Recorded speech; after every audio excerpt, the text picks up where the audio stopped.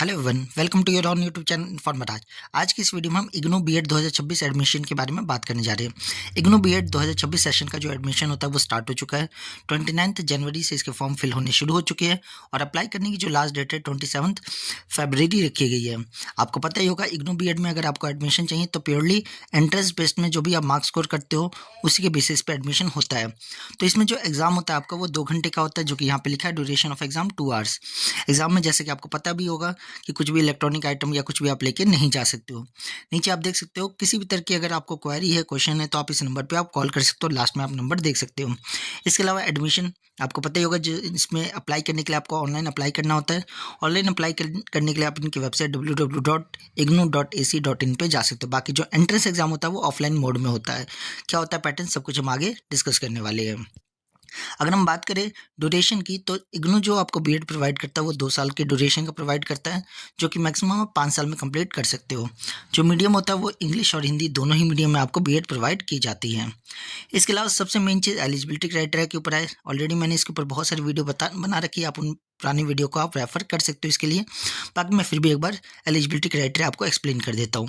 अगर आपको इग्नू से बीएड करना है तो सबसे पहले आपकी ग्रेजुएशन कंप्लीट होनी चाहिए और मिनिमम उसमें 50% मार्क्स होने चाहिए। वही अगर आपने किसी भी तरीके की बैचलर डिग्री यानी बीटेक कर रखा है, स्पेशलाइज्ड इन मैथ या साइंस कर रखा है, तो उस केस में आपको 55% चाहिए। यानी कि अगर आपने सिंपल ग्रेजुएशन कर रखा है, चाहे वो साइंस से हो, सोशल साइंस से हो, कॉमर्स से हो, ह्यूमैनिटीज से हो, किसी से भी हो, तो जस्ट 50% मार्क्स चाहिए। बट अगर आपने बीटेक कर रखा है या स्पेशलाइजेशन इन साइंस मैथमेटिक्स कर रखा है तो उस केस में 55% मार्क्स चाहिए। वही अगर आप किसी रिजर्व कैटेगरी से आते हो, ओबीसी, एससी, एसटी या पीडब्ल्यूडी, किसी भी कैटेगरी रिजर्व कैटेगरी से आते हो, तो वहाँ 5% की रिलैक्सेशन दी जाती है और आपका जो मार्क्स है 45% पे भी एडमिशन हो जाता है। ये तो हो गया फर्स्ट क्राइटेरिया। दूसरा क्राइटेरिया ये है कि आप trained in service teacher in elementary school होने चाहिए और साथ ही साथ आपने फेस टू फेस मोड से एनसीटी रिकॉग्नाइज यानी national council for teacher education recognise कोई ना कोई फेस टू फेस मोड का 2 साल का टीचिंग का कोर्स कर रखा होना चाहिए, चाहे वो डीएलएड हो, जेबीटी हो, बीटीसी हो, कुछ भी कर रखा होना चाहिए। तो यहाँ पे मैंने ऑलरेडी आपको बता रखा है सिर्फ 2 ही क्राइटेरिया। एक तो आपकी ग्रेजुएशन मिनिमम 50% मार्क्स होने चाहिए। दूसरा आपने फेस टू फेस मोड से कोई ना कोई अपने टीचिंग से रिलेटेड कोर्स कर रखा होना चाहिए। जो फर्स्ट पॉइंट पे लिखा हुआ है trained in service teacher in elementary education, इसका मतलब यही है कि आपने ट्रेनिंग ले रखी हो, डीएलएड, बीटीसी समथिंग का रखा होना चाहिए। यहाँ 2 साल के किसी भी तरीके के एक्सपीरियंस की बात नहीं हो रही। मैंने ऑलरेडी आपको पिछले वीडियो में भी ये चीज़ एक्सप्लेन की थी। मैंने इग्नू के ऑफिशियल से भी पूछा था, यहाँ पे किसी भी तरीके के एक्सपीरियंस की बात नहीं है। आपके पास कोई टीचिंग एक्सपीरियंस नहीं है, कोई ज़रूरत नहीं है।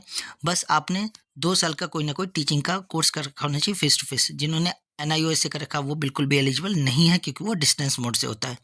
तो आपने जो भी डीएलएड, बीटीसी, जेबीटी या इस टाइप का कोई भी अगर आपने कोर्स 2 साल का फेस टू फेस मोड से कर रखा है तो आप बिल्कुल इग्नू में एडमिशन लेने के लिए एलिजिबल हो। तो आई होप आपको एलिजिबिलिटी क्राइटेरिया समझ आ गया होगा।